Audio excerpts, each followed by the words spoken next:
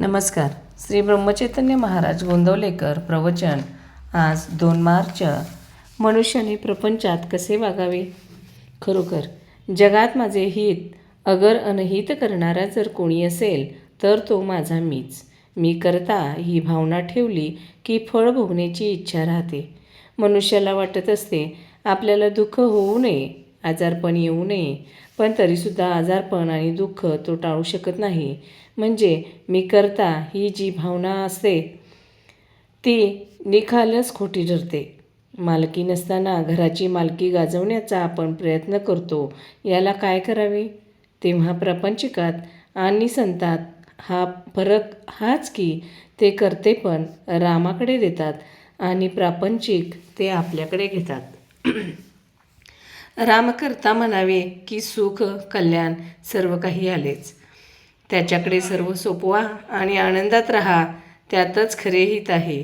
गोड खायला देऊ नका असे डॉक्टरने बजावून सांगितले असताही रोग्याच्या इच्छेप्रमाणे गोड पदार्थ त्याला खायला घातला तर आपण त्याचे अनहितच करतो.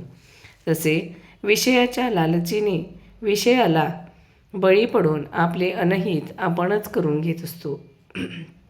आजारी माणसाला 3 गोष्टी कराव्या लागतात. 1 कुपथ्य टाळणे, 2 पथ्य सांभाळणे आणि 3 औषध देणे. तसेच बहुरोग्यालाही 3 गोष्टी कराव्या लागतात. 1 दुसंगती, अनाचार, मिथ्या भाषण, द्वेष, मत्सर वगैरे अवगुणांचा त्याग करणे. 2 सत्संगती, सद्ग्रंथसेवन, सद्विचार आणि सदाचार असणे. आणि 3 सर्वात महत्त्वाची गोष्ट म्हणजे नामस्मरण करणे, हेच औषध सेवन होय. साधन हे वयावर अवलंबून नाही. मी केव्हा जाणार हे माहीत नाही तेव्हा वयाने मी मला मोठाच म्हटले पाहिजे.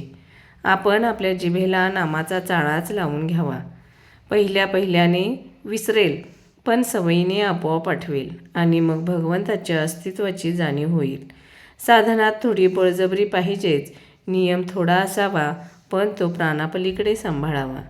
नियम जास्त केला तर तो चुकविता कसा येईल याचा मार्ग मन शोधायला लागते. नाम घेणे हेच भगवंताकडे चालणे होय. साधनेत पुढे आलेले आपण मागे जात नाही ना, याकडे लक्ष दिले पाहिजे. नामाबद्दलची तळमळ कमी व्हायला बाहेरच्या कितीतरी गोष्टी कारण आहेत. रोजचा प्रपंच आहे, व्यवहार आहे, मागच्या आठवणी आहेत, पुढची काळजी आहे.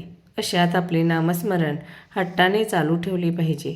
नामात गोडी उत्पन्न व्हायला नामच घेतले पाहिजे. देवाला अत्यंत प्रिय जर काही असेल तर ते म्हणजे त्याचे नाम. ते घेतल्याने तो आपलासा होईल. देव तुम्हाला खात्रीने भेटेल. जसे पाणी गोठल्यावर बर्फ होते तसे नाम घेतल्याने श्रद्धा घट्ट होते. श्रद्धेमुळे देवाला तुम्हाला भेटावेच लागेल.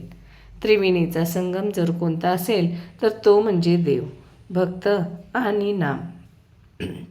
जिथे देव असेल तिथे फक्त भक्त आणि नाम असते आणि जिथे भक्त असतो तिथे नाम आणि देव असतो.